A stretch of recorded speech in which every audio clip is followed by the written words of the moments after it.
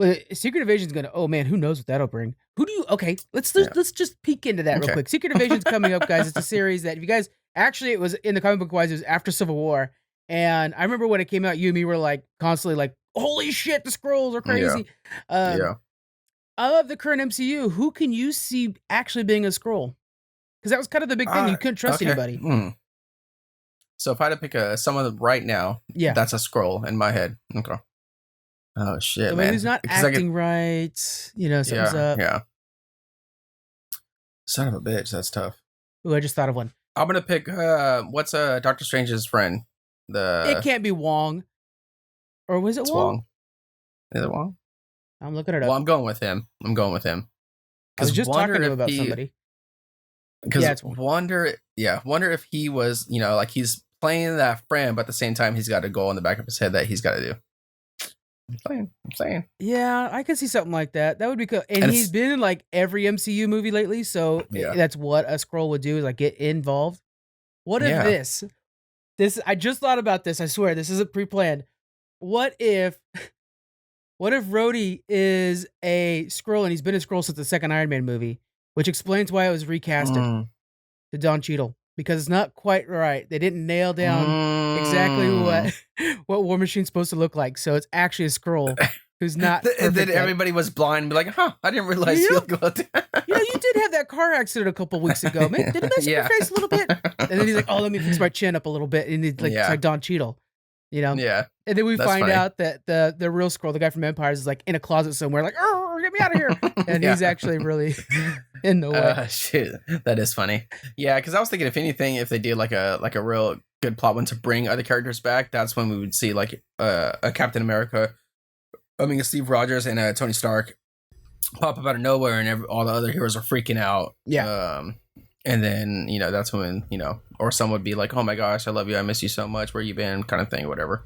And then, fake story would happen, and then obviously that Skrulls would take over. There has to be a WTF Skrull. There has to be, because it's part of it. And so I'm trying to think of like, because the whole thing is like, who can you trust? And I can't think of anybody that Marvel's willing to sacrifice to the Skrull gods, Well, yeah, and what I'm thinking is, so it's kind of upsetting because in what do you call it, Miss Captain Marvel, we got Skrull, right? Yeah. And it's like, okay, oh shit, it's gonna happen now, right? Secret Invasion, whatever. So, and nothing happened. So now I'm thinking with Fantastic Four, are we gonna get Super Skrull? We can't get Super Skrull until we have a solid understanding of the Skrull. I think Secret Invasion's gonna lead to Super Skrull. You have to. Think so? Yeah, Super Skrull's awesome, so I hope so. I don't know. I'm just thinking of possibilities too, and I like Hulkling. Yeah, I'm just thinking of possibilities for Fantastic Four, like villains that we can see besides Doom. And I think, I don't know, maybe they would use that as like an opening to Skrull, but yeah, I don't know, whatever. I love how the expectations of Marvel fans are just, it's fucking, once it falls into place, it's cement. Because like after San Diego Comic-Con in the last week, not only has everybody just straight up said like, Wakanda Forever is going to bring in Doctor Doom. That's just going to happen, guys. And Doctor Doom's our next bad guy. And this is what it's going to look like. Like, it's amazing how much, like, if you look at Twitter and Instagram and stuff like that, Marvel fans are done. They're done with it. They just told you, hey, Marvel, guess what? Doctor Doom's coming in Wakanda Forever. If he's not, you disappointed us. That's such a huge thing to just now be like, this is happening, as if Namor wasn't enough. The Marvel fans have said it. I'm not gonna lie, I'm with them. If Doctor Doom's not in this one, call that's.